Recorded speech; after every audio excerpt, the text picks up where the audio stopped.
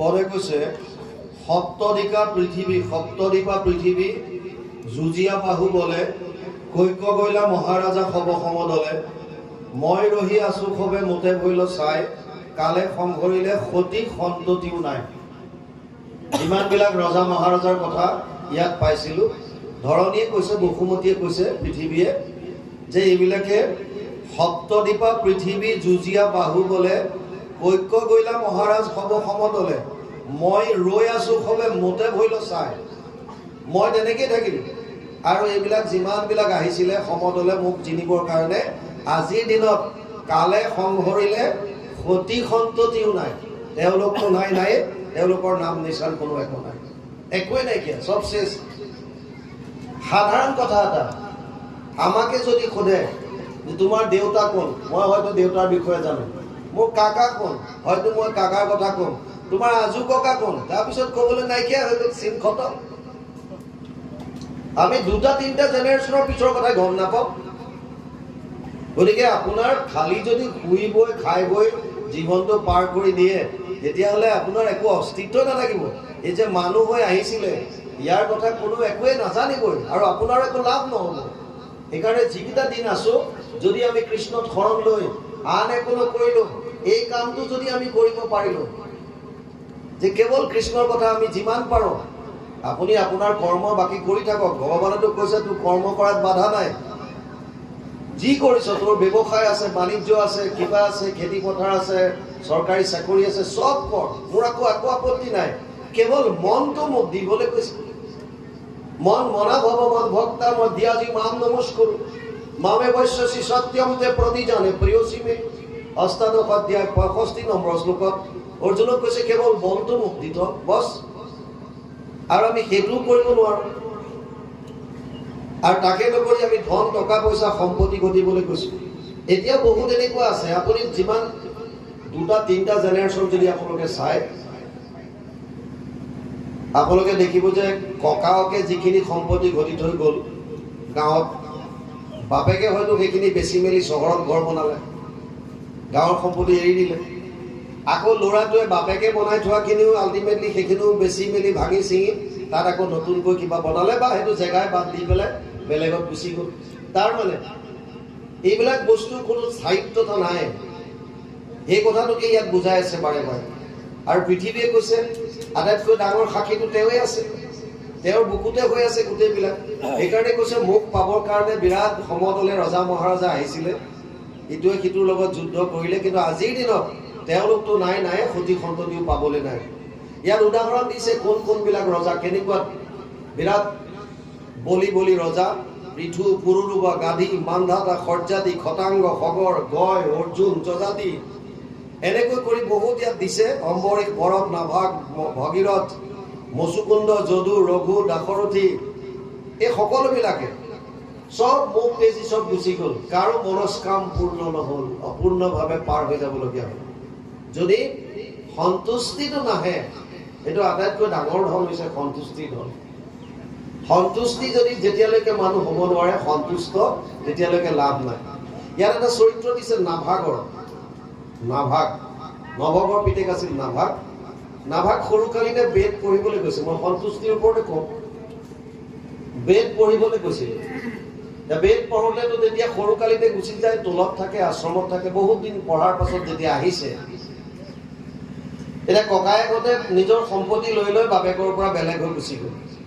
এতিয়া সি আহি পেলাই বাপেকক সুধিলে যে দেউতা, এই মোৰ দাদাহঁত চব বেলেগ হ'ল, গতিকে মোৰ কাৰণে কি থৈছা মোক দিয়া। বাপেকে ক'লে মোৰ কথা নুশুনিলেই হ'ল, সিহঁতে নিজেই ভাগ বতৰা কৰি লৈ গুচি গ'ল, গতিকে তোৰ কাৰণে যদি কিবা আছে সিহঁতকে ককায়েৰহঁতকে সোধ। নাভাগ গৈ পেলাই সুধিলেগৈ ককায়েক যে দেউতাই কৈছে যে তহঁতে নিজে ভগাই ল'লি চব বস্তু, গতিকে মোৰ কাৰণে কি ৰাখিছো, যি ৰাখিছো তাকে দে। ককায়েকহঁতে ক'লে যে নাই, তোৰ দেউতাই ফাঁকি মাৰিছে। নিজৰে পিতৃ কৈছে দেউতাই ফাঁকি মাৰিছে, কাৰণ এইটো তাৰমানে দিব বিচৰা নাই, আৰু আমি তোৰ বস্তু অনা নাই, আমি যি আমাৰ ভাগত পৰিছে লৈ আহিলো। নাভাগ আহি বাপেকক ক'লে যে দেউতা, মোক তোৰ দাদাহঁতে এনেকে ক'লে। কৈছে গম পাইছো সিহঁতৰ মনত আচলতে কপটতা আছে, তোক মই এটা উপায় দিওঁ, শুন। এই অংগীৰস আদি ঋষিসকলে যজ্ঞ কৰে, 7ম দিনৰ দিনা তেওঁলোকে মন্ত্ৰ পাহৰি যায়। আৰু যেতিয়া মন্ত্ৰ পাহৰে তইতো বেদত উস্তাদ গোটেইবিলাক তই জান, তই তেওঁলোকক মন্ত্ৰ স্মৰণ কৰাই দিবি, তেতিয়া তেওঁলোকে তোক তাৰ বিনিময়ত বহুত কিবা কিবি বস্তু দিব, তই এইখিনি লৈ আহিবি। আৰু ই গ'ল য'ত অংগীৰস আদি ঋষিসকলে যজ্ঞ কৰি আছিল। সপ্তম দিৱসত তেওঁলোকে পাহৰিলে, পঢ়াৰ লগে লগে ই নাভাগে মন্ত্ৰখিনি মনত পেলাই দিলে, স্মৰণ কৰি দিলে, আৰু তেওঁলোক সন্তুষ্ট হৈ পেলাই ক'লে যে যজ্ঞৰ অৱশিষ্ট হিচাপে যিমান ধন সোণ ইয়াত পৰিব, কাৰণ ঋষিমুনিসকলৰ এইবিলাকৰ প্ৰতি কোনো মন নাই, এয়া চব তোৰ হ'ব, তই লৈ যাবি, এই বুলি কৈ তেওঁলোক তাৰ পৰা গুচি গ'ল। আৰু যেতিয়া যজ্ঞস্থলীত যিমানবিলাক ধন সোণ পৰি আছিল নাভাগে চব যেতিয়া গোটাই লৈছে, তেতিয়া কোনোবা এজন ইফালৰ পৰা পুৰুষ আহি ক'লে, তই মোৰ বস্তু কিয় নিছ? এই ক'লে কেলে আপোনাৰ কেনেকে হ'ল? এইখিনিতো মোক দি গৈছে, ঋষিমুনিসকলে যজ্ঞ কৰিছিল, মই মন্ত্ৰ পাহৰোঁতে মন্ত্ৰ মনত পেলাই দিলো, এতিয়া মোক ক'লে, কৈছে নাই নাই নাই, এয়া চব মোৰ, যজ্ঞৰ অৱশিষ্ট যিমান আছে গোটেইখিনি মোৰ। ক'লে নাই, এইখিনিতো মোক দিছে। কৈছে ঠিক আছে, আমাৰ দুটাৰ মাজত কাজিয়া কৰি লাভ নাই, তই তোৰ দেউতাৰক সোধগে, মই ইয়াতে ৰৈ থাকিম, আৰু তোৰ ওপৰত মোৰ বিশ্বাস আছে, তই দেউতাৰক সোধগে, দেউতাৰে যদি কয় তোৰ বুলি তেতিয়াহ'লে তই লৈ ল'বি। আৰু সি পুনৰ আহিলে, নৱবৰ্ষত আহিল বাপেকৰ ওচৰত, আহি ক'লে, দেউতা আপুনি কোৱাৰ দৰে মই গৈছিলোঁ, অংগীৰস আদি ঋষিয়ে য'ত যজ্ঞ কৰি আছিল, আৰু তেওঁলোকে মন্ত্ৰও পাহৰিছিলে, মই মন্ত্ৰ মনত পেলাই দিলোঁ, আৰু যজ্ঞৰ পিছত যিমান তাত পৰি আছিলে ধন সোণ চব মোক অনাৰ কথা ক'লে, মই যেতিয়া গোটাই পেলাই ল'লোঁ, তেতিয়া ক'ৰবাৰ পৰা মানুহ এজন আহি কৈছে, নহয় এয়া সম্পূৰ্ণখিনি মোৰ, যজ্ঞৰ অৱশিষ্ট চব মোৰ। আৰু মই যেতিয়া ক'লোঁ এয়া মোৰ, দুইটাৰ মাজত কণ্ডল লাগোতে ক'লে, যা তোৰ দেউতাৰক সাক্ষী মানি ল'লোঁ, দেউতাৰে যদি কয় তোৰ বুলি তেতিয়াহ'লে তই পাবি। নৱকে ক'লে যে যিজন মানুহ তই দেখিছ এইজন আন কোনো নহয়, ৰুদ্ৰ। আৰু যেতিয়া সতীক বধ কৰাৰ সময়ত প্ৰথমতে দক্ষই শাপ দিছিল যে যজ্ঞৰ ভাগ তই নাপাবি বুলি, তাৰপিছত ব্ৰহ্মা আদি দেৱতাসকলে তেওঁক সন্তুষ্ট কৰিবলৈ গৈ কৈছিল যে যজ্ঞৰ অৱশিষ্ট তোমাৰ হ'ব। নভকে ক'লে যে সেইজন পুৰুষ আন কোনো নহয়, সেইজন শিৱ ৰুদ্ৰদেৱ, গতিকে তই চিনি নাপালি, তই যা গৈ পেলাই ক্ষমা খুজিবি আৰু কবি যে হে ঈশ্বৰ, মই আচলতে নাজানিলোঁ আপুনি কোন, গতিকে ক্ষমা কৰিব, এয়া আপোনাৰে বস্তু বুলি দেউতাই কৈছে। চাওক, বেলেগ হ'লে হয়তো ফাঁকি দিব পাৰিলেহেঁতেন, কিন্তু নাভাগে একো কৰা নাই, ডাইৰেক্ট গৈ বাপেকে যেনেকৈ কৈছে তেনেকৈ গৈ পেলাই শিৱক ক'লেগৈ যে হে মহেশ্বৰ, মোক দেউতাই কৈছে মোৰ ভুলতেহে মই এয়া আমাৰ বুলি ল'লোঁ, কিন্তু মোক ঋষিসকলে কৈ দিয়াটো সত্য, যদিও ইয়াত অধিকাৰ বোলে কেৱল আপোনাৰ আছে, গতিকে দেউতাই কৈছে এয়া আপুনি লৈ যাওক। শিৱ সন্তুষ্ট হ'লে, ক'লে নাই, মই তোমাৰ সত্যবাদিতাত, যিটো তোমাৰ মনৰ সন্তুষ্টিতা, তাত মই সন্তুষ্ট হ'লোঁ, গতিকে যোৱা, মই তোমাক আশীৰ্বাদ দিছোঁ, তুমি এয়া লৈ যোৱা ধন সোণ চব। বুজি পালেনে? গতিকে আল্টিমেটলি আপুনি সত্যটোত ৰাখিবৰ কাৰণে সন্তুষ্টিটোত যদি থাকে, আমি এতিয়া সন্তুষ্টিটো নথকাৰ কাৰণে অসতৰ আমি আচৰণ লওঁ। এই যে দুৰ্নীতি হৈছে, কৰাপশ্যন হৈছে, কিয় হৈছে? আমাৰ মনৰ সন্তুষ্টিটো নাই, আমাক আৰু লাগে, তৃষ্ণা বাঢ়ি গৈ আছে, সেইটোৰ কাৰণে। এতিয়া এই গোটেই কাহিনীখিনি কোৱাৰ মূল কাৰণটো শেষত গৈ কৈছেগৈ যে ইমানবিলাক যে ক'লে মূল ঘটনাখিনিৰ যাহাৰ আগত, ইয়াত কৈছে হিৰণ্যকশিপু, বৃত্ৰ, সম্বৰ, নৰক, ৰাৱণ, নমুচি, শুম্ভ, নিশুম্ভ, তাৰক, যাহাৰ আগত ইন্দ্ৰ পতংগ পৰাই, কালৰ হাতত দেখা সবে ভৈল চাই, যিমানবিলাক ৰজা মহাৰজা আহিল, আজিতো কোনো নাই, কালৰ ফটোত চব শেষ, চব চাই হৈ গ'ল। আনুসৱ ৰাজাজত দৈত্য পৰ্যন্ত সবে মহাসুৰ মহাবলী বুদ্ধিমন্ত, কালৰ হাতত সবে ভৈল সুনিকৃত, কেৱল একে কথা মাত্ৰ আছে পৃথিৱীত, কেৱল তেওঁলোকৰ কথাহে ৰৈ গ'ল, বাকী চব শেষ, খতম। অত্যন্ত মমতমত আছিল সবাৰ, জনেকো নাপাইলা তৃষ্ণা সাগৰৰ পাৰ, অন্তকালে সবাৰো মিলিল বিসংগতি, কৈক্য গৈলা এৰি মুখ শিশব নিপতি। কেৱল মমতা আছিল, ইটো লাগে সিটো লাগে, সিটো লাগে সিটো লাগে, আৰু শেষত আজি মই এনেকে থাকিলো, এইবিলাক ৰজা মহাৰজা চব খতম। মোতে উপজিয়া সবে মোতে ভৈলা চাই, যেন জল বুধ বুধ জলে লীন যায়, তথাপি নেদেখৈ কিনো মোহে অন্ধমতি, এহি বুলি সদায় গাৱন্ত বসুমতী। এই ৰজা মহাৰজাবিলাকক আমি দেখিছোঁ, ভাওনা দেখিছোঁ, তেওঁলোকৰ কথা পঢ়িছোঁ, শাস্ত্ৰত পঢ়িছোঁ, তথাপিতো আমাৰ মনটো এতিয়াও আকৌ লুলুপুতাৰে ভৰি আছে। আমিও আকৌ ইটো লাগে সিটো লাগে সিটো লাগে কৰি আমিও মৰি আছোঁ। অকণমান সৰু সুৰা কথা, সম্পত্তিৰ কাৰণে মানুহৰ মাজত কাজিয়া হয়, ধন সম্পত্তিৰ কাৰণে ডাঙৰ ডাঙৰ কাজিয়া লাগে, অকণমান মাটিৰ কাৰণে। এটা চুক এটা সোমাই গ'ল কাৰোবাৰ বাৰীত, সেইখনক লৈ বিপুল একদম যুদ্ধ, তয়াময়া যুদ্ধ, কোনোবাই কাৰোবাক মাৰি দিলে, শেষত গৈ জেলৰ ভাত খায়, না ইটোৱে পাইছে না সিটোৱে পাইছে, তেনেকৈ আছে। গতিকে আমাৰো তেনেকুৱা হৈ আছে। সেইকাৰণে ইয়াত কৈছে আমাৰ শৰীৰটো জলৰ বুদবুদ যেন জলতে লীন হৈ যায়, শুক নিগদতি শুনা পৰীক্ষিত ৰায়। আচল কথাটো এতিয়া ক'ব, যি কথা কহিলো তাৰ লৈ অভিপ্ৰায়। শুকে কৈছে, হে পৰীক্ষিত, তোমাক যে এইখিনি কাহিনী মই গালো, ইয়াৰ এতিয়া আচল তত্ত্বটো বুজা। এই যে মই কথাখিনি ক'লো, ধৰণীয়ে এনেকুৱা কৰিছে, কান্দিছে, কি কৰিলে কি নাই, এই কথাখিনি শুনোৱাৰ এতিয়া অভিপ্ৰায়টো শুনা, মই কিয় কৈছো। তাৰ পাছত কৈছে, মহাৰাজা সব যশ কৰিয়া প্ৰখ্যাত, গৈল পৰলোক তাক শুনিলা সাক্ষাৎ, ই কথা শুনিবে যাৰ আছে মহাভাগ, মিলিবে মনত তাৰ পৰম বৈৰাগ। আচল তত্ত্বটো দিলে, যাৰ এইখিনি কথা শুনাৰ ভাগ্য আছে তাৰ মনত কি হ'ব? বৈৰাগ্য ভাৱ আহিব। পদ্মপুৰাণ উত্তৰখণ্ড ভাগৱত মহাত্ম্যত ব্যাসদেৱে প্ৰথমে লিখিছে, যত্ৰ যত্ৰ ভাগৱতী বৰ্ত ভক্তি আদি কাম ব্ৰজেত, কথা শব্দম সমকৰ্ণম ত্ৰিকম তৰুণয়েত। ভাগৱত মহাত্ম্য পদ্মপুৰাণ ৩য় অধ্যায় ৯ নম্বৰ শ্লোক। য'ত য'ত ভাগৱতৰ কথা হয় তালৈ ৩টা বস্তুৰ আগমন হয় বুলি কৈছে। কি ৩টা? ভক্তি, জ্ঞান আৰু বৈৰাগ্য। এই ৩টা বস্তু আগমন হয়। আৰু কি হয়? শ্ৰোতাৰ হৃদয়ত স্থিত হৈ যায় চব এই ৩টা তত্ত্ব, ভক্তি, জ্ঞান, বৈৰাগ্য। যিমান ভাগৱতৰ কথা শুনিব, কথা শব্দম সমকৰ্ণম তাত ত্ৰিকম তৰুণয়ে, এই ৩টা তৰুণ হৈ গৈ থাকিব।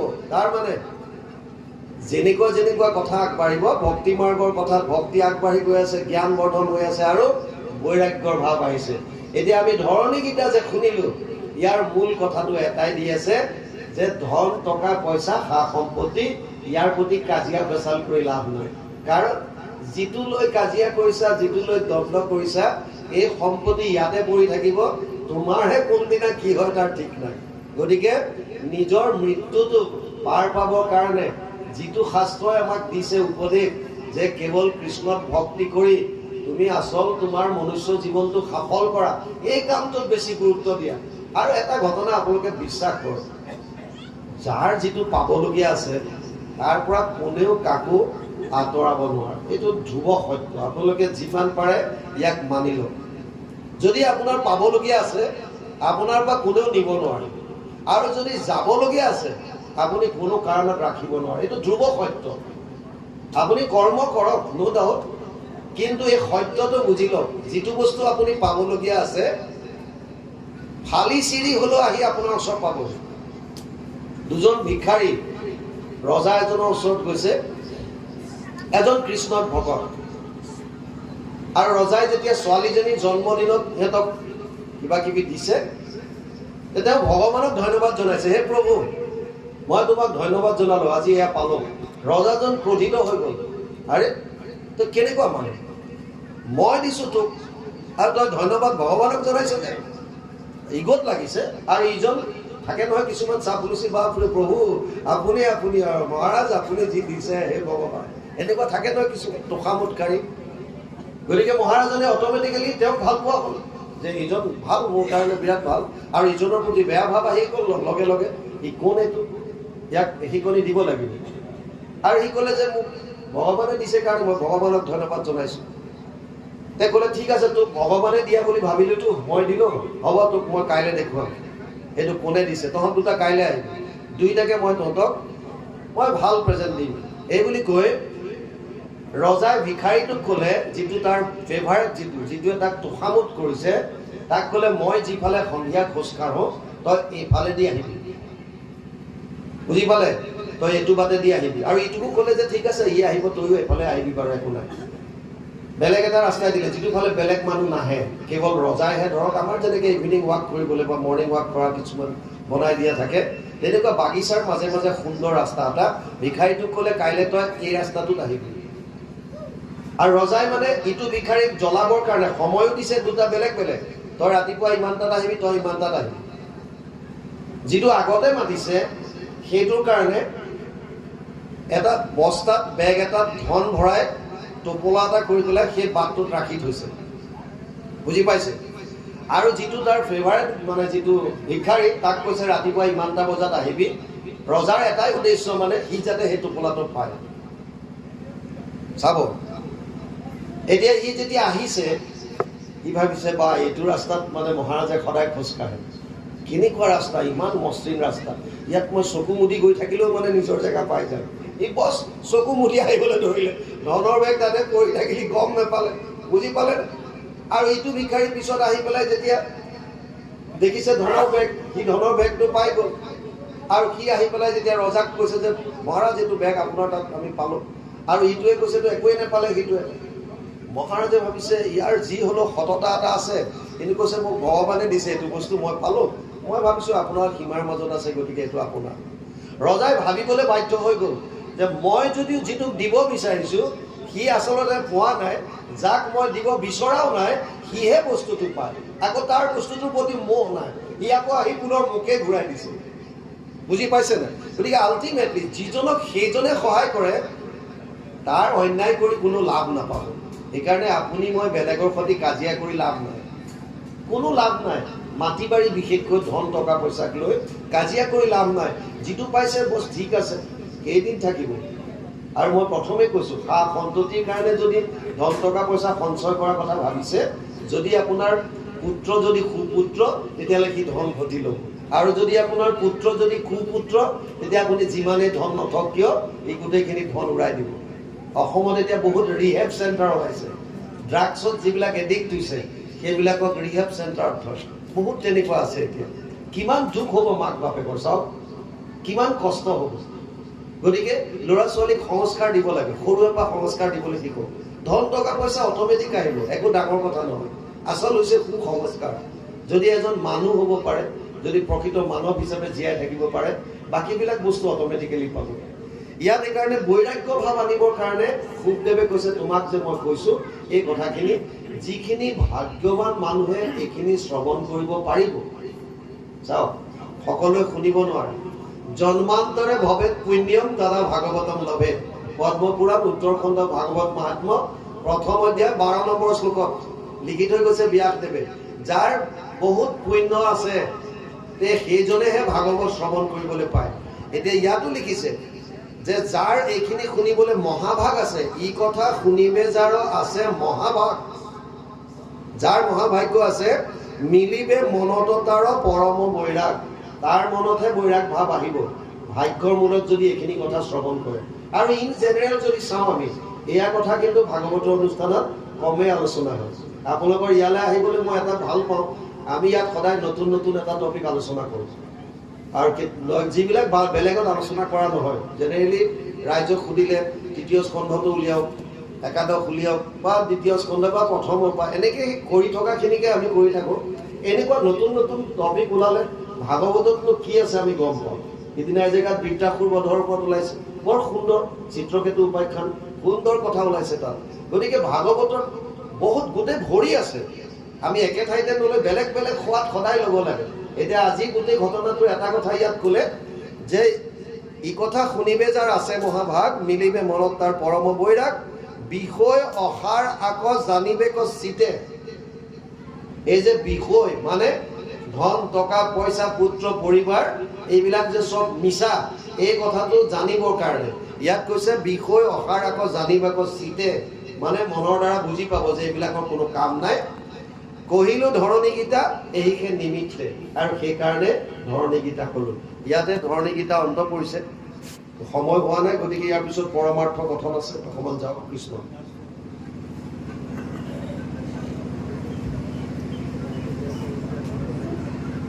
পৰমাৰ্থ কথন। ইসব কথা ক যেবে এৰা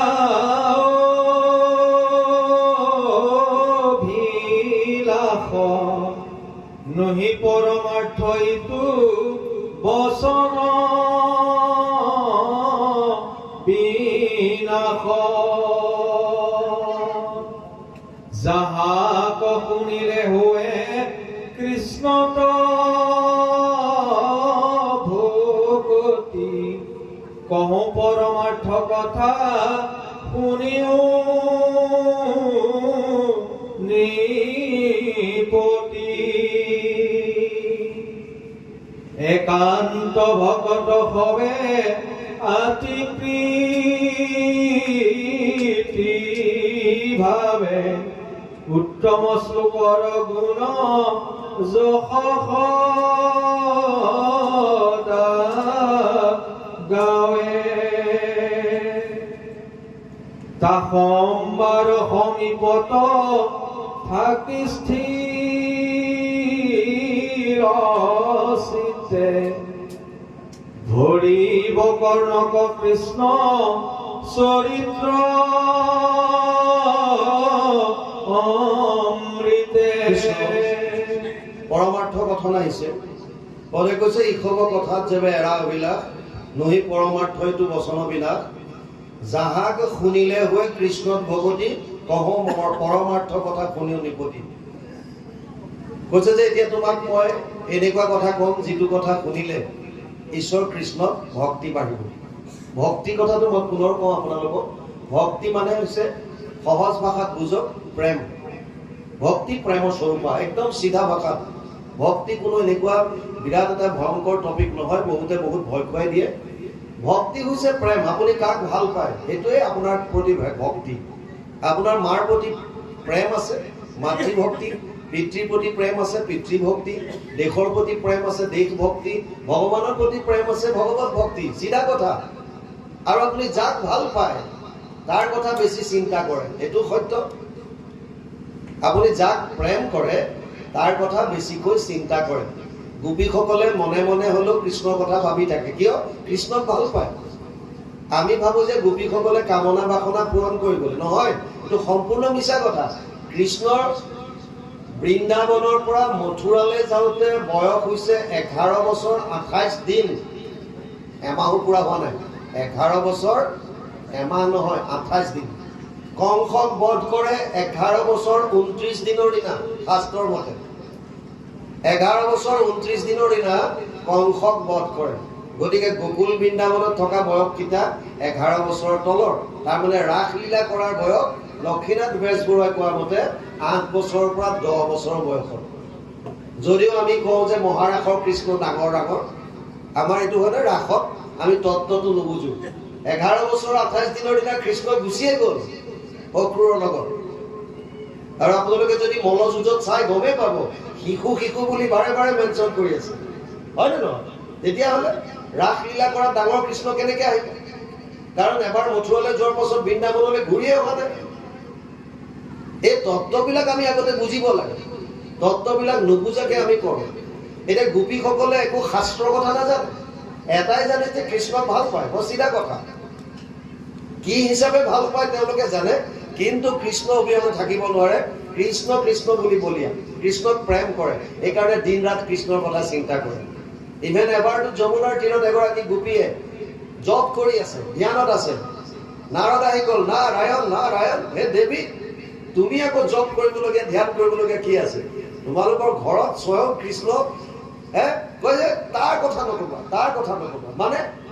মানে হিয়ে যত কুটৰ খায় এই কৃষ্ণক মই ইয়াৰ পৰা উলিয়াব বিচাৰিছো মানে কৃষ্ণই মোৰ হৃদয়ত ইমানকৈ শিপাই গৈছে ই মোক গোটেই গণ্ডগোল লগাই দিছে ঘৰত অশান্তিৰ সৃষ্টি কৰিছে বোলে কি কৰিছে ৰাতিপুৱা মই গাখীৰ খীৰাও ই আহি পেলাই কয় যে মোৰ বিৰাট পিয়াহ লাগিছে তুমি গাখীৰ ডাইৰেক্ট মোৰ মুখত দিয়া আৰু মুখত মেলি দিয়ে মই বাল্টিঙত গাখীৰ দিয়া বাদ দি তাৰ মুখত দি থাকো ডাইৰেক্ট আৰু শাহুমা আহি কয় মৰতি কৰিছ কি গোটেই গাখীৰ তই মাটিত পেলালি মই ঘূৰি চাওঁ কৃষ্ণ নাই মই গাখীৰ বহাই থৈ আহো ই আহি কোলাত উঠে অমুকটো তমুকটো কৰি মোৰ সৈতে ধেমালি খেলি থাকে গাখীৰ উতলি সেইফালে পৰি যায় শাহুমাই কয় আৰে তই কি কৰিছ গাখীৰ বহাই থৈ কি কৰি আছ বোলে মই কৃষ্ণৰ লগত কৃষ্ণ ক'ত তাক চাওঁ যে কি নাই ই মোক গোটেই সৰ্বনাশ কৰি দিছে ঘৰত অশান্তিৰ সৃষ্টি কৰিছে মানে গোপীৰ প্ৰেম এনেকুৱা আছিল প্ৰতিটো মুহূৰ্তত তেওঁলোকে কৃষ্ণক দৰ্শন পায় যেনি চাই তেনি কৃষ্ণময় হৈ আছিল তেওঁলোকৰ মনত কেনেকুৱা প্ৰেম হ'ব লাগিব সেইটো প্ৰেম আমাৰ আছে নে নাই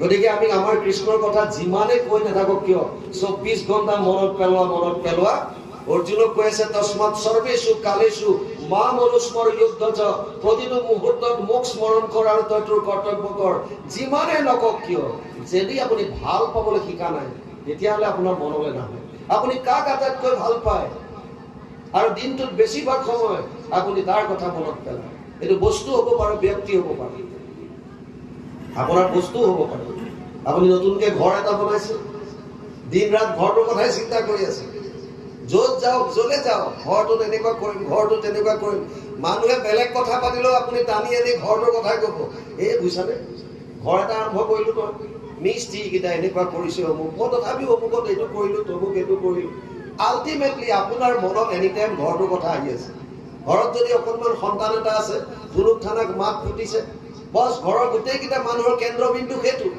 বাহিৰত য'ত যিয়ে কথা নোলাওক কিয় প্ৰাকে প্ৰকাৰান্তৰে সেই কণমানিটোৰ কথা আনিবই এই আমাৰ মাইনাটো এনেকুৱা হৈছে এইটো কৰিছে সেইটো কৰিছে কালিটো অমুক কৰি দিলে মানে আল্টিমেটলি আপুনি যাক ভাল পায় তাৰ কথা বেছিভাগ সময় দিনটোত আপোনাৰ মনলৈ আহিব স্মৰণত নানো বুলি ক'লেও আহিব কাৰণ আপোনাৰ সেই বস্তুটো বা ব্যক্তিৰ প্ৰতি ভাল পোৱা আছে ভাল পোৱা এতিয়া আমাক কৈ আছে কৃষ্ণক মনত কৰোৱা এনি টাইম 24 ঘণ্টা কৃষ্ণক মনত পেলোৱা কৃষ্ণক ভালেই নাপাওঁ কৃষ্ণৰ প্ৰতি প্ৰেমেই নাই আৰু প্ৰেম কৰিম কিয় কৃষ্ণই দিছে কি কণমানিটোৱেতো আমাৰ মনত আনন্দ দিছে ঘৰটোৱে মোক সুখ দিছে ডাইৰেক্ট পাইছো কৃষ্ণই কি দিছে আপুনি যিখন পৃথিৱীত থিয় হৈ আছে এইখন কৃষ্ণই দিছে যিটো বায়ু সেৱন কৰিছে যাৰ অবিহনে 1 ছেকেণ্ড আপোনাক নাকে মুখে ধৰিলে আপোনাৰ থৰহৰে কম্পমান হৈ যাব এই বায়ু কৃষ্ণই দিছে আপুনি য'ত ৰন্ধন কৰিছে সেই অগ্নি কৃষ্ণই দিছে যি পিয়াহত আতুৰ হৈ পানী খাইছে এই পানী কৃষ্ণই দিছে যিখন আকাশৰ তলত ৰৈ আছে এই আকাশ কৃষ্ণৰ সৃষ্টি এই পঞ্চভূত পঞ্চতন মাত্ৰা এই সমস্ত কৃষ্ণৰ সৃষ্টি যাৰ কৃপাত আপোনাৰ ইন্দ্ৰিয়বিলাক সচেতন হৈ আছে এটা মৰাশক চাওক একে হাত একে ভৰি একে মুখ একে নাক কিন্তু লৰচৰ কৰিব নোৱাৰে বদ জীৱ পৰিল হিয়া ঠাকুৰীক কান্দি থাকিলেও ই মাতিব নোৱাৰে হাত ভৰি লৰচৰ কৰিব নোৱাৰে আৰু আপোনাক কৃষ্ণই কৃপা কৰিছে কাৰণে আপুনি হাত ভৰি লৰচৰ কৰিব পাৰিছে মুখেৰে কথা ক'ব পাৰিছে যাওঁ বুলি যাব পাৰিছে খাওঁ বুলি খাব পাৰিছে তথাপিও কৃষ্ণৰ প্ৰতি প্ৰেম নাই আৰু ভাবিছে কৃষ্ণই মোক কি দিলে যাৰ অবিহনে আপোনাৰ মোৰ অস্তিত্ব নাই সমস্ত বস্তু কৃষ্ণই দিছে সচেতন কৰা দেহ প্ৰাণ ইন্দ্ৰিয়ক জীৱক ভুঞ্জন্ত নানাবিধ বিষয় পৰমাত্মা বুলি তাক কহে মুনিগণ এইটো পৰম তত্ত্ব জানিবা ৰাজন এইবাৰ বেলেগ ধৰণৰ ভক্তি কৰক কৃষ্ণক ভাল পাবলৈ শিকক কৃষ্ণৰ বাল্যকাল কৃষ্ণৰ ডাঙৰ হোৱা যুদ্ধৰ সময় কৃষ্ণই দৈত্য বধ কৰা যাৰ যেনেকুৱা মন যি ভাৱ আনে কেৱল কৃষ্ণক ভাল পাবলৈ শিকক কৃষ্ণৰ চৰিত্ৰবিলাক ৰোমন্থন কৰক কাহিনী হিচাপে কৰক নালাগে আধ্যাত্মিক তত্ত্ব জানিব কেৱল কৃষ্ণ হিচাপে ভাবক মন আনন্দৰে ভৰি পৰিব কৃষ্ণক ভাল পাবলৈ শিকিব আৰু যদি এবাৰ কৃষ্ণক যদি ভাল পাবলৈ শিকিলে কৃষ্ণৰ সন্মুখ যদি এবাৰ হ'ল আৰু জীৱনত কোনোদিন আপুনি বিমুখ হ'বলগীয়া নহয় আমি সংঘাত কিয় পাইছো শাস্ত্ৰত কৈছে কেৱল কৃষ্ণৰ বিমুখ কাৰণে যিদিনা কৃষ্ণৰ সন্মুখ হ'ব আৰু আপোনাৰ মনত কোনো চিন্তা নাই আনন্দৰে ভৰি পৰিব কাৰণ আপুনি আনন্দৰ লগত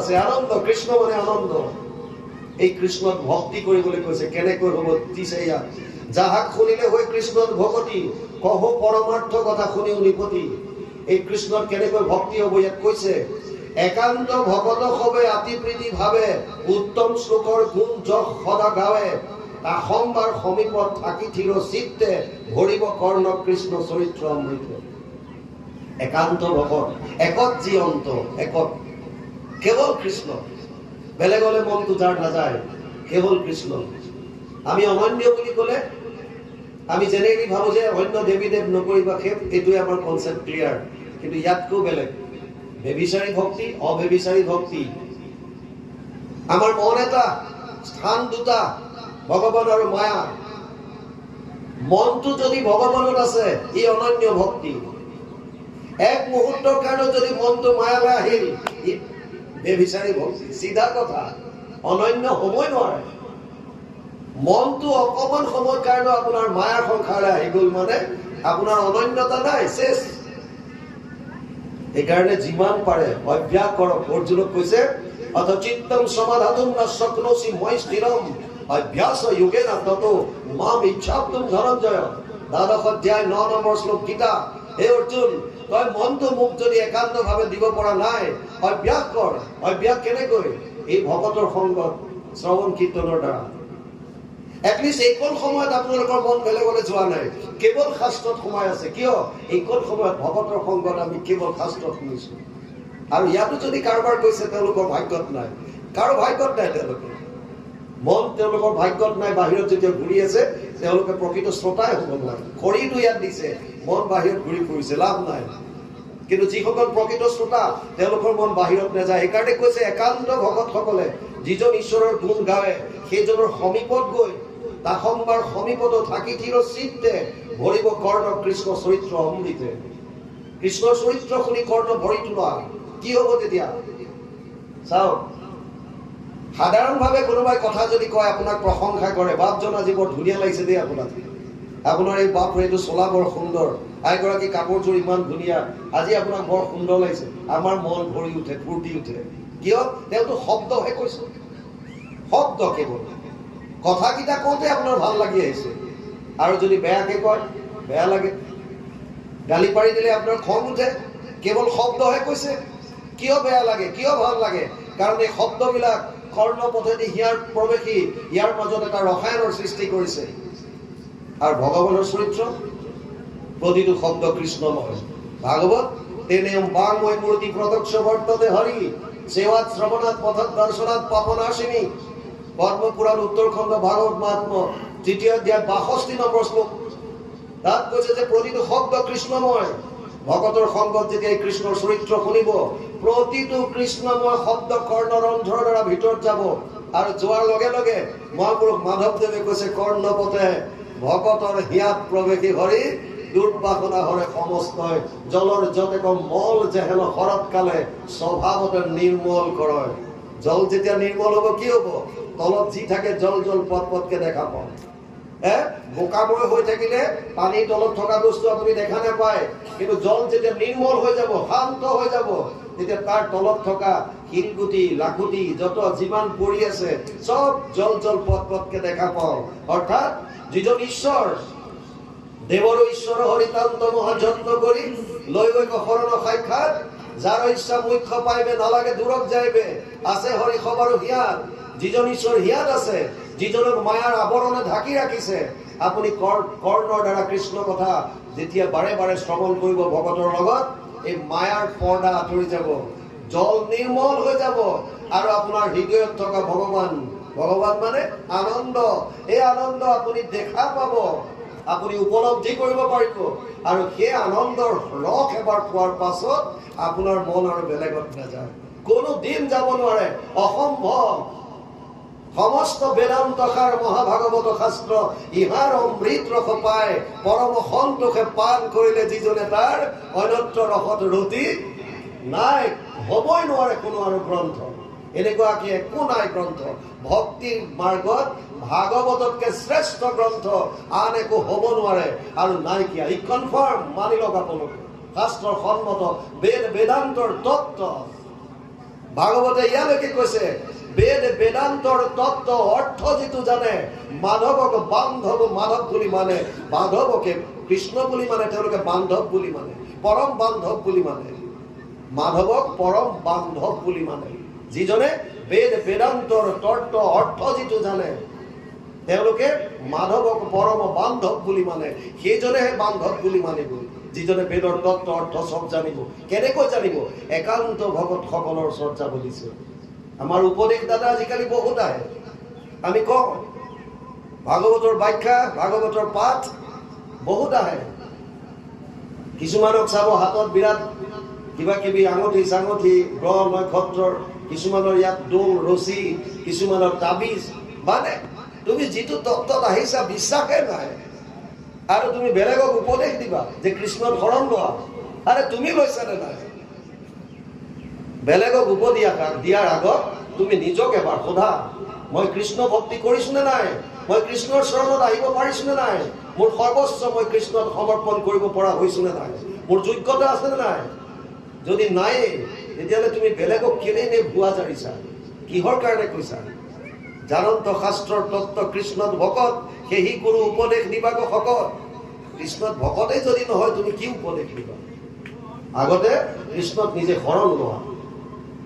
অকল আনুষ্ঠানিকৰ কথা কোৱা নাই মই, কোন সম্প্ৰদায়ত সোমাইছা, কোনটো অনুষ্ঠানত সোমাইছা, অন্তৰৰ পৰা কৃষ্ণত এবাৰ শৰণ লোৱা, আত্মাক সমৰ্পণ কৰা। তুমি কোন পাৰ্টি, কোন অনুষ্ঠানত আছা, এইবিলাক মোৰ কথা নাই। কৃষ্ণ তত্ত্বত তুমি আহিছানে নাই, শৰণ লৈছানে নাই? যদি শৰণ লৈছা তেতিয়াহ'লে কৃষ্ণৰ কথা বেলেগক কোৱা, আগতে নিজেতো কৰা। ইয়াৰ পাছত কৈছে এতিয়া উত্তম শ্লোকৰ প্ৰথম কৈছে একান্ত ভকত সবে আতি প্ৰীতি ভাৱে উত্তম শ্লোকৰ গুণ যশ কদা গাৱে। ভগৱান কৃষ্ণ উত্তম শ্লোক বুলি কয়। তাসম্বাৰ সমীপত থাকি থিৰ চিত্তে ভৰিব কৰ্ণ কৃষ্ণ চৰিত্ৰ অমৃতে। তেওঁলোকৰ ওচৰলৈ গৈ, ভকতৰ ওচৰত গৈ কৃষ্ণৰ চৰিত্ৰ শুনি আপোনাৰ কৰ্ণ ভৰিবলৈ কৈছে। প্ৰথমতে কিহৰ কাৰণে? তেতিয়া কৃষ্ণৰ ভক্তি বাঢ়িব। মই কৈছো আপোনাক প্ৰেম কৰাৰ কথা, ভাল পাবলৈ শিকক। ভাল কিয় পাব, কি দিছে কৃষ্ণ, এই বস্তুটো বুজক, প্ৰতিটো মুহূৰ্ত উপলব্ধি কৰক। কৃষ্ণৰ অবিহনে মোৰ কি গতি হ'ব, কৃষ্ণ নহ'লে মোৰ কি হ'ব, মই কৃষ্ণৰ পৰা কি পাইছো, এইটো উপলব্ধি কৰক। যিমান সোনকালে উপলব্ধি কৰিব সিমান সোনকালে কৃষ্ণক ভাল পাব পাৰিব। আৰু কৃষ্ণক যেতিয়া ভাল পাব বেলেগে আপোনাক ক'ব নালাগে স্মৰণ কৰ স্মৰণ কৰ, অহৰহ আপোনাৰ মনলৈ আহি থাকিব, কাৰণ আপুনি ভাল পায়, আপোনাৰ প্ৰেমিক। প্ৰেমিকৰ কথা কোনে নাভাবে, চবে ভাবে। গোপীসকলে নিজৰ গিৰিয়েকৰ পৰা মনে মনে পলাই গৈ কৃষ্ণক লগ কৰে, পলাই যায়, বাধা দিব পাৰে, সেইকাৰণে মনে মনে যায়। ইমান কৃষ্ণৰ প্ৰেম, ৰহস্য প্ৰেম ভক্তিত গোপীসকল এক নম্বৰত আছে। আমি কিয় নোৱাৰিম? যদি গোপীসকলে একো নজনাকে কৃষ্ণক ইমান ভাল পাইছিল, আপোনালোকেতো শাস্ত্ৰ অধ্যয়ন কৰিছে, ভকতৰ সংগত শুনিছে।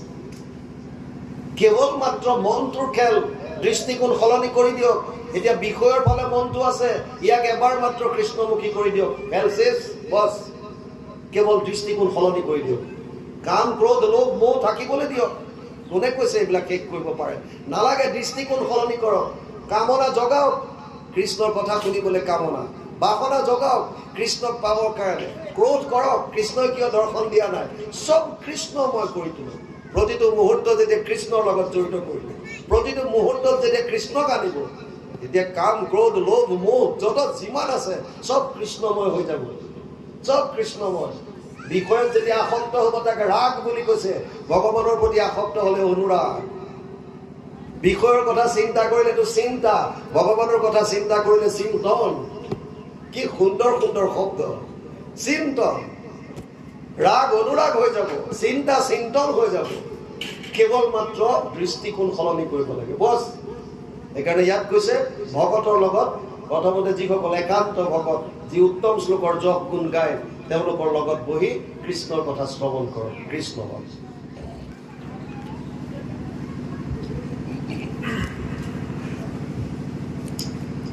অপ্ৰতিনিতে সততে শুনিয়া কৃষ্ণ যশ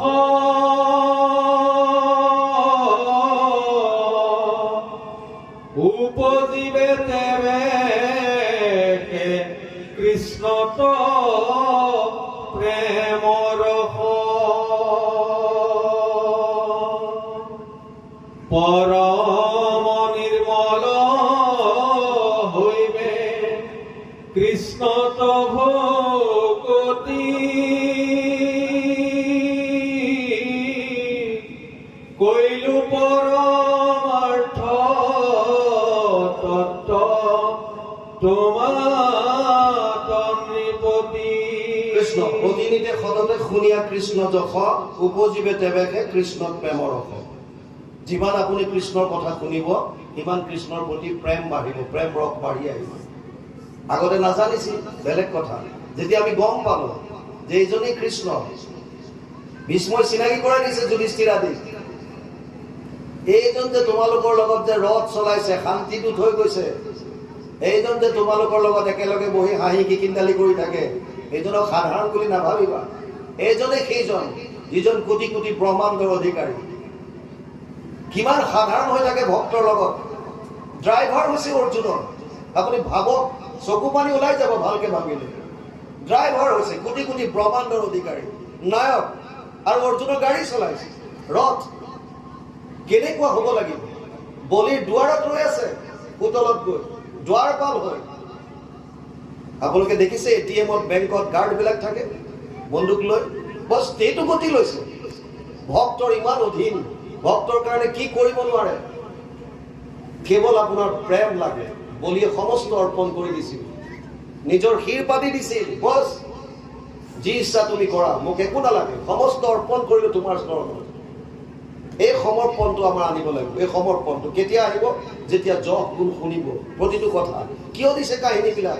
কিয় অৰ্জুনৰ কথা কৈছে? কিহৰ কাৰণে বলিৰ কথা দিলে? কিয় প্ৰহ্লাদৰ কথা ক'লে? কিয় ধ্ৰুৱৰ কথা কৈছে?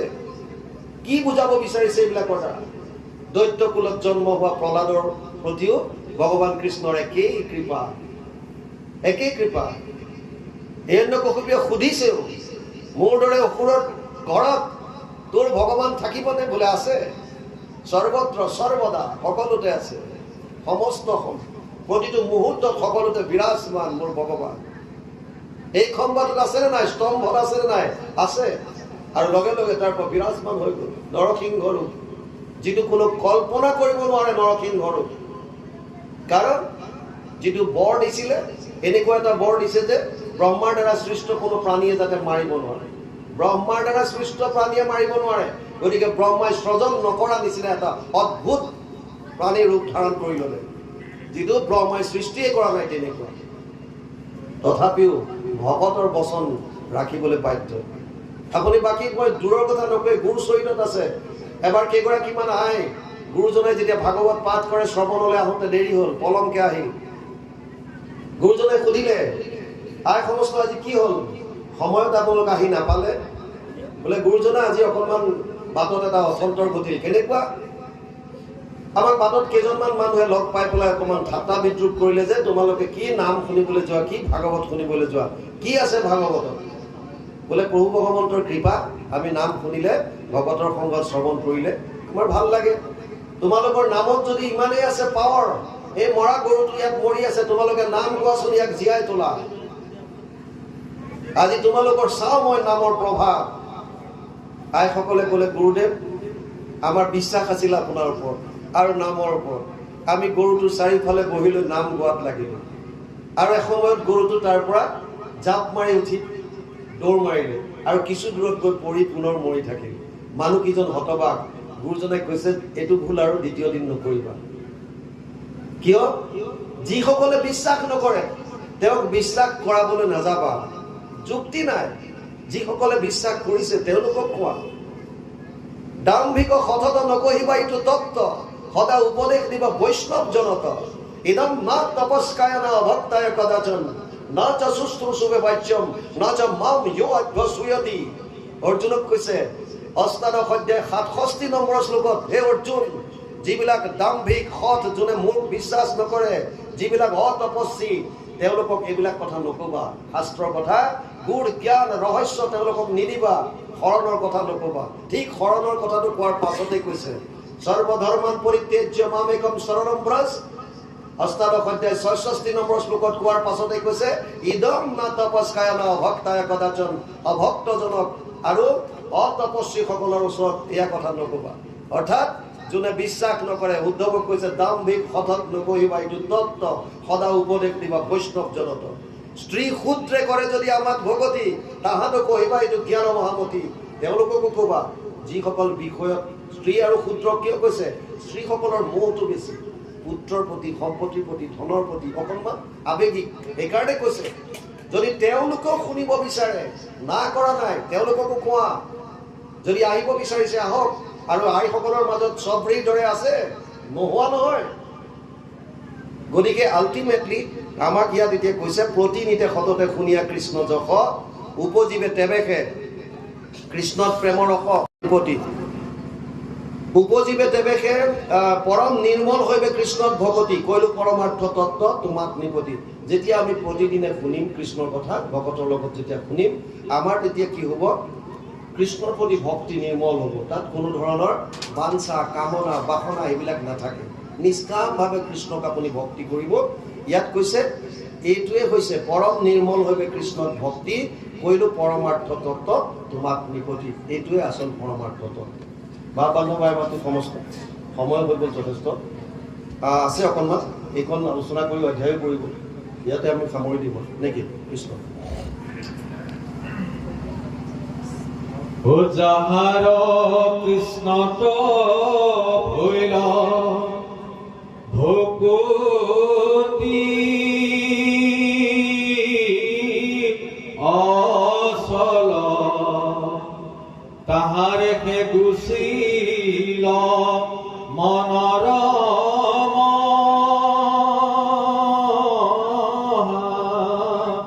মল হৃদয় দেখিবে সিটো ঈশ্বৰ মূৰ্তিক পাইবে প্ৰসাদ মহা মুখত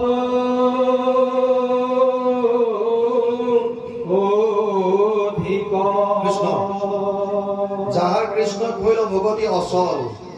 অচল মানে চাকি এগছ জ্বলাই থলে যেতিয়া বায়ু নাথাকে তেতিয়া চাকি গছ স্থিৰ হৈ থাকে। শিখাডাল মানে লৰচৰ নকৰে, এইটো অচল বুলি কয়। ইফাল সিফাল নকৰে, একদম দৃঢ়তা।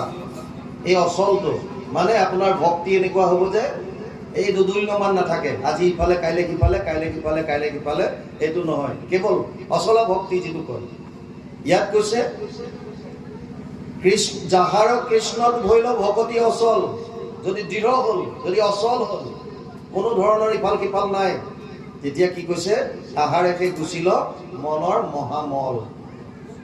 যদি আপোনাৰ ভক্তি দৃঢ় হ'ল, সুদৃঢ় ভক্তি যদি হ'ল, যিজনৰ হ'ল তাৰ মনৰ মলবিলাক গুচিলে, মইলাবিলাক, মলিনতাবিলাক, কাম ক্ৰোধ লোভ মোহৰ যি পৰ্দা, মায়াৰ যি আৱৰণ, এইবিলাক নষ্ট হৈ যাব।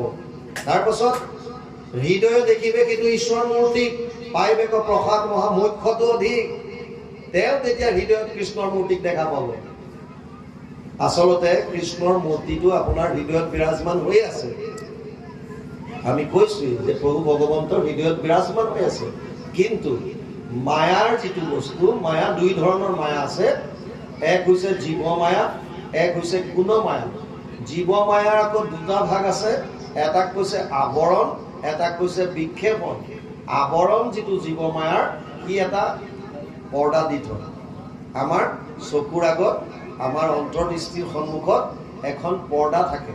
এই পৰ্দাটোৰ কাৰণে পৰ্দাৰ আঁৰত থকা ভগৱানজনক আমি দেখা নাপাওঁ। যেতিয়া এই পৰ্দাখন আঁতৰি যাব, তেতিয়া জল জল পট পটকৈ কৃষ্ণক দেখা পাম। এতিয়া এই পৰ্দাখন কোনে আঁতৰাব? যোনে আঁৰি থৈছে, যাৰ মায়া। এই মায়াটোক আঁতৰাব লাগিব। মায়া পৰিত্ৰাণ পাব পৰা যদি কোনোবা আছে, মায়াক কণ্ট্ৰল কৰিব পৰা যদি কোনোবা আছে, এজন মায়াৰ গৰাকী, এজনে হৈছে কৃষ্ণ। দৈৱহীয় সগুণময়ী মম মায়া দূৰত্বয়া মাম এবয় প্ৰপদ্যন্তে মায়া মেতাম তৰন্তিতে। সপ্তম অধ্যায় 14 নম্বৰ শ্লোকত অৰ্জুনক কৈছে, মোৰ মায়া যদিও দৈৱী, ই অতি ভয়ানক, অতি দুষ্টৰ, ইয়াৰ পৰা পৰিত্ৰাণ পাব পাৰিব সেইজনে কেৱল মোক শৰণ ল'ব। আৰু ইয়াতো কৈছে যদি আপোনাৰ কৃষ্ণৰ ভক্তি যদি অচল হ'ল, তেতিয়া আপোনাৰ মনৰ মলি গুচিল। তাৰমানে মনৰ মলিনতা মানে মনৰ মাজত মায়াৰ যিখন পৰ্দা আছে, এইখন আঁতৰ হৈ যাব। আঁতৰ হৈ যোৱাৰ লগে লগে কাম ক্ৰোধ লোভ মোহ মদ মৎসৰ এইবিলাক চব আপোনাৰ চব নাইকিয়া। এতিয়া আপুনি কি দেখিব? হৃদয়ে দেখিবে কিন্তু ঈশ্বৰৰ মূৰ্তি। পৰম আনন্দ দেখা পাব আপুনি। ঈশ্বৰ মূৰ্তিক আপুনি কি ধৰণে দেখা পায় সেইটো আপোনাৰ কথা। আপুনি পৰম আনন্দ উপলব্ধি কৰিব পাৰে, আপুনি চতুৰ্ভুজ ৰূপী কৃষ্ণক দৰ্শন কৰিব পাৰে, আপুনি বাল্য কৃষ্ণক দৰ্শন কৰিব পাৰে, দ্বিভুজী কৃষ্ণক দৰ্শন কৰিব পাৰে। যে যথা মাম প্ৰপদ্যন্তে তাম তথৈব ভজম্যহম। গীতাত 4th অধ্যায় 11 নম্বৰত কৈছে। বৰ তাত্ত্বিক কথা এইবিলাক। ভগৱানে কৈছে চাওক, আপুনি যিটো মূৰ্তিক দেখিব ভগৱান কৃষ্ণক, মই সেইটো একে দেখিব নোৱাৰিব পাৰোঁ। কিয়? কাৰণ আপোনাৰ মনৰ ভাৱ আৰু মোৰ মনৰ ভাৱৰ মাজত পাৰ্থক্য থাকিব। সেইকাৰণে ভগৱানে সুবিধা দিছে। ফৰ্মুলা কিমান? যোনে যেনেকে ভাবে ভাবক, মই তেনেকে দৰ্শন দিম। আপুনি যদি বাল্য কৃষ্ণৰ কথা ভাবিছে, বাল্য কৃষ্ণক দৰ্শন পাব। মই যদি ভাবিছোঁ যে নহয় মোৰ ভাল লাগে অনন্ত সজ্জাত যিজন হৈ আছে বিৰাট শুই আছে সেইজনক লাগে, সেইজন দেখা পাব আপুনি। আপুনি যদি ভাবিছে নহয় মই শংখ চক্ৰ গদা পদ্মৰ চতুৰ্ভুজ ৰূপী মই তেওঁৰ দৰ্শন কৰিব বিচাৰিছোঁ, আপুনি সেইজন দেখা পাব। কোনোবাই যদি ভাবিছে নহয় মই বিশ্বৰূপ দৰ্শন কৰিব বিচাৰিছোঁ, আপুনি বিশ্বৰূপ দৰ্শন কৰক। চব ইয়াত দিছে, আপুনি মাত্ৰ ধ্যান কৰক বাৰে বাৰে। ধ্যান কৰোঁতে কৰোঁতে কৰোঁতে কৰোঁতে কথাবিলাক ৰোমন্থন কৰোঁতে কৰোঁতে কৰোঁতে আপোনাৰ হৃদয়ৰ পৰা এই মনৰ মইলা নাইকিয়া হৈ যাব, আৰু হোৱাৰ লগে লগে জল জল পথ পথকে কৃষ্ণৰ মূৰ্তি দৰ্শন পাব। আৰু যদি আপুনি মূৰ্তি হিচাপে দেখা পোৱা নাই, তেতিয়া পৰম আনন্দ হিচাপে দৰ্শন পাব। সেইটো বুজি লওক। যদি আপোনাৰ মনৰ মাজত সদায় যদি আনন্দ অনুভৱ কৰি আছে, বিৰাট আনন্দ, যিকোনো সংঘাত আহক আপোনাৰ কোনো তাৰ প্ৰতি আপোনাক লৰাব নোৱাৰে, যিয়ে নহওক কিয় আপুনি গম পাব যে এইজন মোৰ হৃদয়ত অলৰেডি মই দৰ্শন পাই আছো, যিজনৰ কাৰণে এই বাহ্যিক ক্ৰিয়াবিলাকে মোৰ ওপৰত একো কৰিব পৰা নাই, প্ৰভাৱ পেলাব পৰা নাই। মোৰ হৃদয়ত আপুনি আনন্দ স্বৰূপ আনন্দ ব্ৰহ্মক দৰ্শন কৰি আছে তেতিয়া। গতিকে ইয়াত কৈছে হৃদয়ে দেখিবে কিন্তু ঈশ্বৰ মূৰ্তিক, পাইবে প্ৰসাদ মহা মুখ্যটো অধিক। মুখ্য কিয় লাগে? যেতিয়া যিটো ৰূপ দৰ্শন পাবৰ কাৰণে দেৱতায়ো ইচ্ছা কৰি থাকে, দেৱ প্ৰিয়স্য যিটো ৰূপ দৰ্শন কৰিবৰ কাৰণে তেওঁলোকে সদায় কাংক্ষা কৰে, আকাংক্ষা কৰে, মনত বাঞ্ছা কৰে। সেই ৰূপটো আপুনি যেতিয়া হৃদয়ত দৰ্শন পাব তেতিয়া আপোনাক আৰু কি লাগে? সেই ৰূপটো আপুনি দেখা পাব। কেৱল উপায় এটাই দিছে, ভকতৰ সংগত শ্ৰৱণ কীৰ্তন কৰক, যিমান পাৰে শুনক। য'তে যেনেকৈ চান্স পায় দুজন ভকত মিলিলে কৃষ্ণৰ কথা পাতক। লোকচান একো নহয়, আপোনালোকৰ লাভেহে হ'ব। গ্ৰাম্য কথা পাতিলে আপোনালোকৰ লোকচান আছে। আপুনি কাৰোবাৰ কথা ক'লে, কোনোবাই কাৰোবাৰ কথা ক'লে, ইটোৱে সিটোৰ ক'লে, সিটোৱে সিটোৰ ক'লে, পিছত গৈ আপোনাৰ সৈতে সেই দুটা কাজিয়া লাগি গ'ল লেঠা। গতিকে কৃষ্ণৰ কথা যিমান পাৰে আলোচনা কৰক, কৃষ্ণৰ কথা পাতক, তাৰ পৰা আমাৰ লাভ আছে। বা বন্ধু আমাতকৈ সমস্ত সময় যথেষ্ট হ'ল। ইয়াত অধ্যায়ো কৰিছে, যদি আপোনালোকে কয় সামৰিবলৈ আমি ইয়াত সামৰি দিম। কৃষ্ণ দিয়ক। হে ৰাম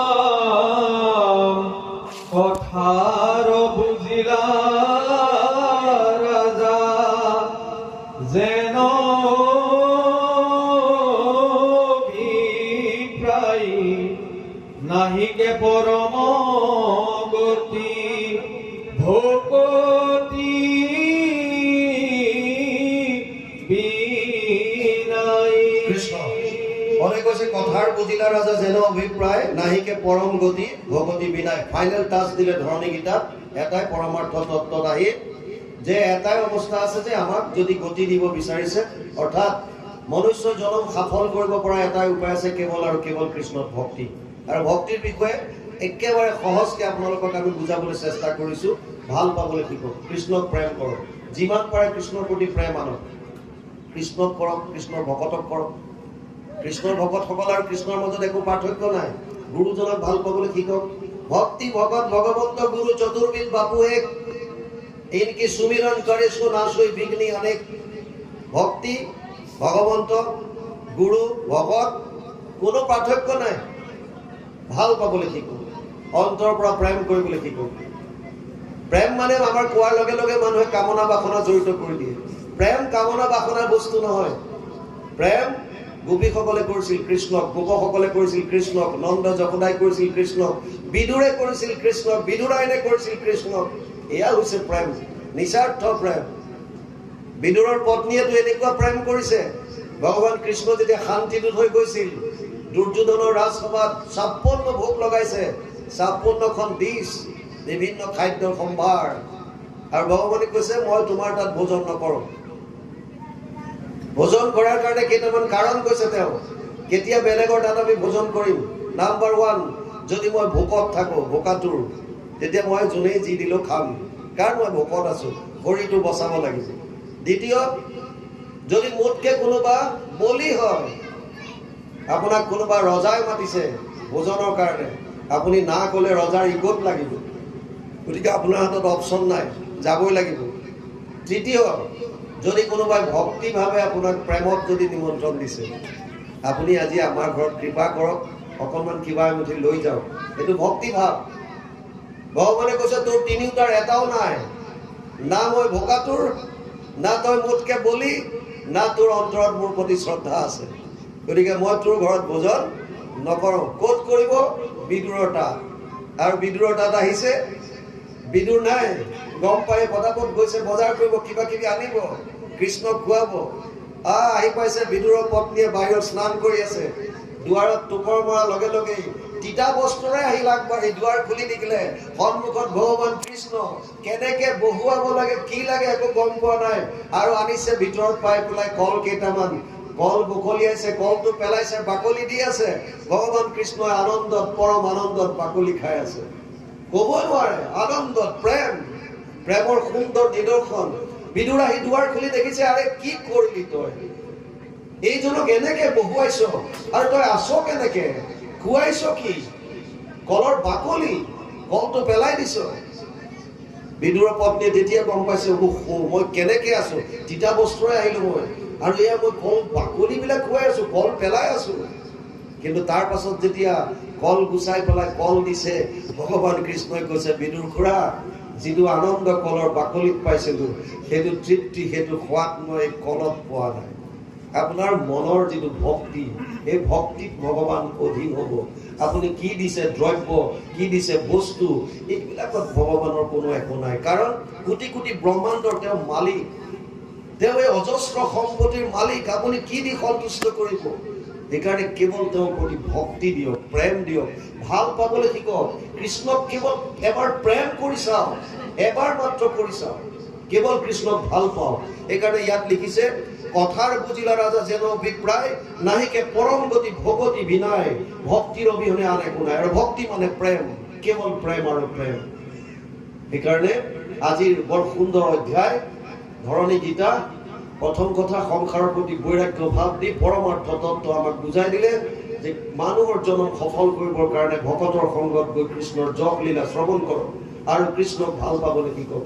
ভক্তি আন একো নাই, কেৱল কৃষ্ণৰ প্ৰতি প্ৰেম। আপুনি কিবা ঘোষা জানিছে নাজানিছে, কিমান কি জানিছে, এইটো ডাঙৰ কথা নহয়, কেৱল প্ৰেম কৰক, ভাল পাবলৈ শিকক, কৃষ্ণৰ কথাত মগ্ন হৈ থাকক, কৃষ্ণৰ চৰিত্ৰবিলাক এনি টাইম মনলৈ আনিবলৈ চাওক, কৃষ্ণৰ নাম, কৃষ্ণৰ ৰূপ, কৃষ্ণৰ যশ যিমান আছে, কৃষ্ণৰ লীলা অহৰহ মনৰ মাজত আনিবলৈ চাওক, অভ্যাসটো কৰি চাওক। বহুত দিন পাৰ কৰালো গ্ৰাম্য কথা পাতি, বেলেগৰ কথা সমালোচনা কৰি, এইবাৰ আহক আমি সংকল্পবদ্ধ হওঁ, কেৱল য'ত হ'ব কৃষ্ণৰ কথা হ'ব, কেৱল কৃষ্ণময় কৰি চাওঁ এখন কৃষ্ণময় সংসাৰ, তেতিয়া চাব আনন্দ আহিব, ইজনে সিজনৰ প্ৰতি ঈৰ্ষা ভাৱ নাইকিয়া হ'ব, ইজনৰ সিজনৰ প্ৰতি প্ৰেম আহিব। যেতিয়া গম পাম মোৰ গাত যিটো কৃষ্ণৰ অংশ বিৰাজমান, সেইটো কৃষ্ণৰ অংশ সমস্ত জীৱত আছে, আৰু তেতিয়া আপোনাৰ কাৰো প্ৰতি অন্যায় কৰিবলৈ মন নাযাব, কোনেও আপোনাৰ প্ৰতি অন্যায় কৰিব নোৱাৰিব, অজাত শত্ৰু হ'ব আপুনি, আপোনাৰ শত্ৰু উৎপন্ন হ'ব নোৱাৰে, পৰম আনন্দ লাভ কৰিব। তেতিয়া হৃদয়ত কৃষ্ণমূৰ্তিক দৰ্শন পাব। অভ্যাসটো কৰিছে বাপ বান্ধৱ মাত সমস্ত ইয়াতে আজি অন্ত পৰিছে, বৰ ভাল লাগিল। কৃষ্ণময় গোটেই পৰিৱেশ, সুন্দৰ পৰিৱেশ।